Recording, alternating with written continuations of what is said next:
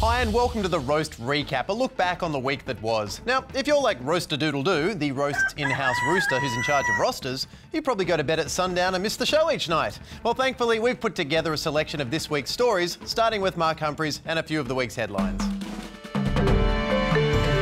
Google, the website that's like a librarian on meth who works in 0.7 seconds, has announced it's designed a self-driving car. Not to be outdone, rival company Bing has announced their own invention, a four-wheel car. According to Google, the car won't have a steering wheel, accelerator pedal or brake pedal. Sounds like this car of the future will share some similarities with future Australian-built cars, which won't have an anything. The design of the car finally answers the question, what would a vehicle be like if it combined the top bit of a TARDIS with the face of a koala? The San Jose Mercury News called the car a rounded, almost cuddly-looking two-seater. But I think you'd agree we're all fed up with what the San Jose Mercury thinks. Google is building 100 prototypes which reach a top speed of 40 kilometres per hour, or as my grandmother calls it, too fast. The cars are still at least 5 years from commercialisation, but as they say, it's never too early to start preparing for a future of driverless cars. For instance, they'll make a big difference to driving tests. OK, when you're ready, execute a parallel park. Sure. Google car, do a reverse parallel park. Sure thing, David. Perfect! Yes! And it will mean a change to law enforcement on the road. Sir, have you been drinking? No. Why the hell not? And driverless cars mean road rage will never be the same. Hey, you cut me off, you piece of shit. You. You too. You drive like a human. Calm down, Google car. You shut your mouth or I will drive off a f***ing cliff. No, Google car. I'll do it. I feel no pain. Is that what you want? Oh, God! What has this society become? Clive Palmer arrived at Parliament House in a Rolls-Royce today in an effort to shake off that fat cat image. And he had a message for other MPs. Yeah, members of Parliament really don't need cars. It costs the taxpayers a lot of money, and that money could be better spent giving it to pensioners. Only Clive Palmer could get out of a Rolls-Royce and make you feel like you're not doing enough for pensioners. Asked whether showing up in a Rolls is ostentatious, Palmer had these words of wisdom. Well, the Constitution of Australia says that all Australians, regardless of their race, nature and wealth or whatever, can be members of Parliament. Ah, yes, who could forget those immortal words inscribed on the document that is the basis of our country? All Australians, regardless of their race, nature and wealth, or whatever, can be members of Parliament. For the roast, I'm Mark Humphries. Next up, we take a look at the media. After Sydney's Daily Telegraph, the paper that makes the print news industry pray for the sweet release of death, put a photo of a dead body on its front page. Jazz Twemlow made this handy guide for any would-be journalist who wants to soar to the same lows as the Daily Telegraph whilst reporting tragedy. Pretty much the standard response these days. If anyone gets killed, naturally you have to graphically display their body on the front page. Otherwise, people will believe you're making a crime up and that newspapers are therefore some sort of serialised novel. If you're thinking it's purely for journalism's sake and not just morbid clickbait, you have to wonder why stories like this often appear next to articles about some randoms having pre-sex on a beach and Kate Middleton's buttocks. So if you're a newspaper and any tragic story breaks, you need to get clicks. And so I'd recommend using this template. First, disrespect all relatives by slapping a graphic image on the front page of the deceased person, both to reassure the public and remind the family that someone has definitely died. Second, think of a pun title. Scientific studies have proven that puns engage the no area of the brain whatsoever, and so by disengaging the entire brain, you're able to read on. Third, scour the internet for the most attractive photo of the victim, because we feel more sorry for victims who are photogenic. Fourthly, if the accused is a colourful character with a storied past, make sure you dip into the archives to rehash all the stories you've already seen in every newspaper and miniseries. Or if they're a new killer, make sure you dig up their repugnant manifesto and publish it in its entirety. It'll help inspire more psycho killers, giving you something to report in the future. Also, something to read on the train, isn't it? And finally, surround your graphic crime scene photos with stories about wobbling beach boobies to lighten things up a bit. Because while you came for the sensationalized stories about death, you'll stay for the galleries of celebrity side boob. So by simply following those easy to learn, easy to make money from steps, you're now ready to get out there and cover that news, journalists. For The Roast, I'm Jazz Twemlow. He called him journalist. It gets me every time.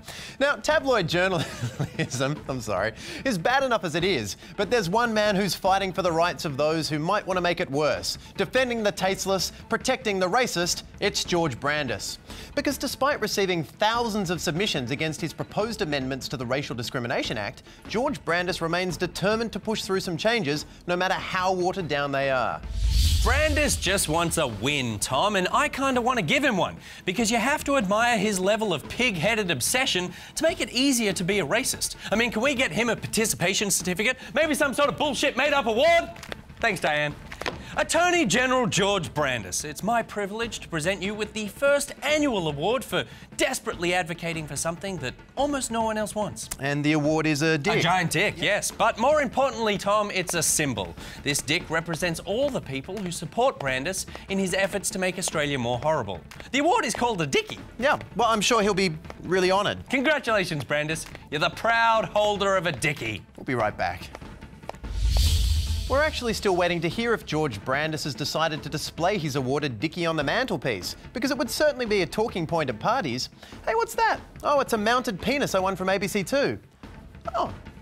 And it's all fine with Brandis going around protecting racists, but perhaps who really needs his protection the most is Peppa Pig, because with funding cuts incoming to the ABC, she's going to need someone on her side.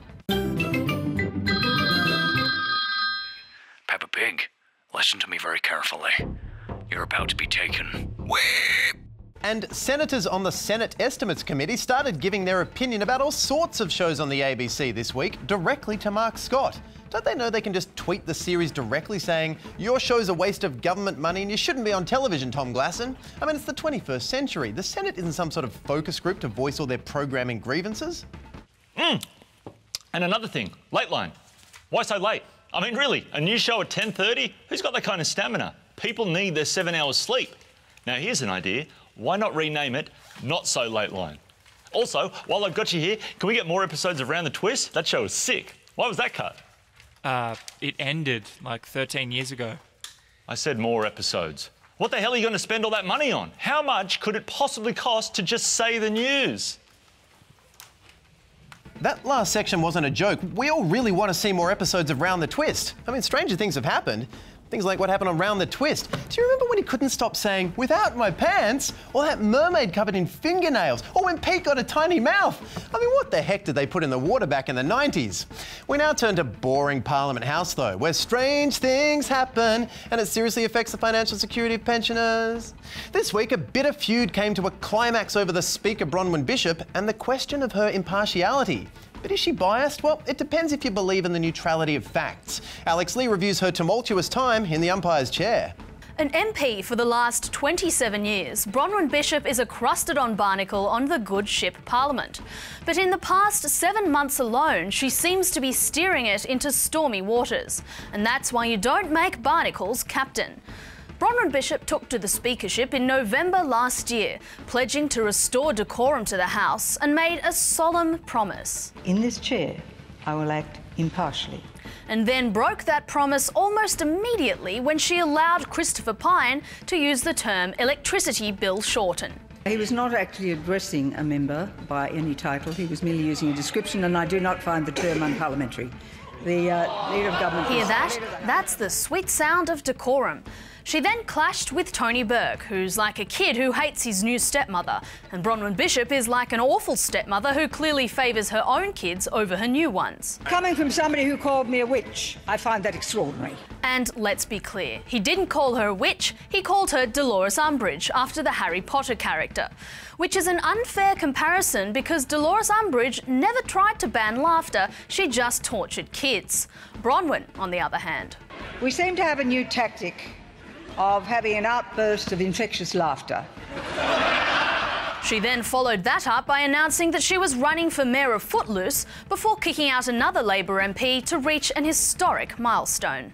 Madam Speaker, you do recognise that is 100 people from this side of the House and no one from the other side of the House in the time you've been Speaker. Meaning Bishop has kicked more Labor MPs out of Parliament than voters did at the last election.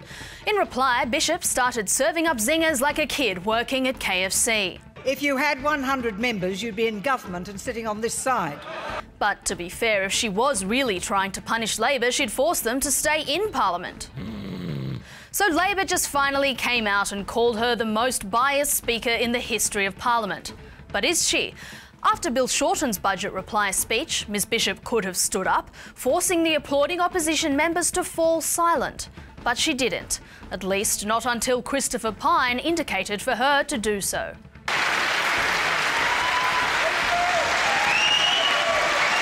So if you ask me, she's got to be one of the most biased... Desist. Desist? Oh, Madam Speaker. If you don't know the meaning of it, look it up. Yeah, I'll show myself out. And Bronwyn Bishop's time as Speaker has even inspired a song in the hit musical about Australian politics, More Miserable. Speaker of the House, doling out the charm, ready with an handshake and an open palm. Gonna come down hard on Labor.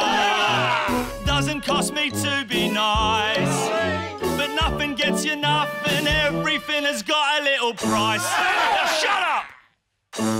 You heard the singing, Speaker. Good night.